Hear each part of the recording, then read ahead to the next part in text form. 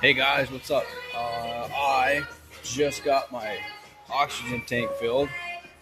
As you can see here, this is a new one, brand new, about 45 some dollars.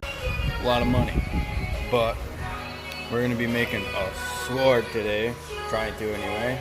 I'm gonna record how that goes. Hopefully it goes pretty well.